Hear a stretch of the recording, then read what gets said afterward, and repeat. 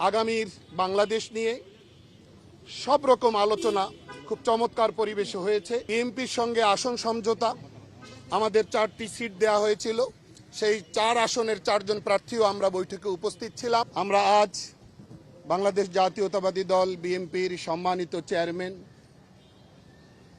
যিনি দীর্ঘ 17 বছর পর দেশে ফেরত এসেছেন এবং জাতিকে নেতৃত্ব দিয়ে যাচ্ছেন, আমরা সেই মহান নেতা জনাব তারেক রহমান সাহেবের সঙ্গে আজকে সাক্ষাৎ করতে এসেছিলাম। আমরা খুব মনোমুগ্ধকর পরিবেশে, অত্যন্ত হৃদ্যতা পূর্ণ পরিবেশে আমরা সাক্ষাৎ করেছি।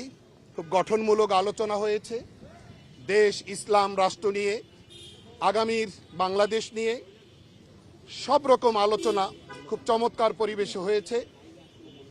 আমাদের যে বিএনপির সঙ্গে আসন সমঝোতা, আমাদের 4টি সিট দেওয়া হয়েছিল, সেই 4 আসনের 4 জন প্রার্থীও আমরা বৈঠকে উপস্থিত ছিলাম।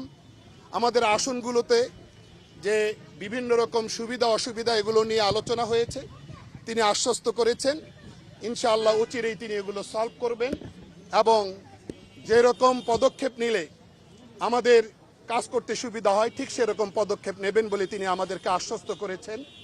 একই সাথে আমরাও সারা বাংলাদেশে বাংলাদেশ জাতীয়তাবাদী দল বিএনপির যে সকল প্রার্থী লড়ছেন, নির্বাচনের মাঠে প্রতিদ্বন্দ্বিতা করছেন, তাদের বিজয় নিশ্চিত করবার জন্য আমরা আমাদের দলীয় পেজ থেকে, দলের পক্ষ থেকে আমরা নির্দেশনা সার্কুলার দিয়েছি।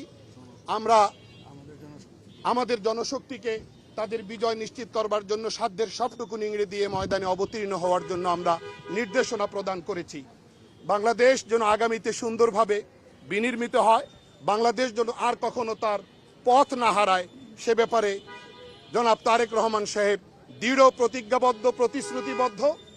আমরা তাকে সহযোগিতা করব, সার্বিক সহযোগিতা, তিনি আমাদেরকে সার্বিক সহযোগিতা করবেন। আমরা কাঁধে কাঁধ মিলিয়ে একসঙ্গে পথ চলতে সক্ষম হব ইনশাআল্লাহ। আগামীর বাংলাদেশ সুন্দরভাবে বিনির্মিত হবে, আগামীর বাংলাদেশ সুন্দরভাবে পরিচালিত হবে, সেই প্রত্যাশা, সেই আশা আমরা ব্যক্ত করছি।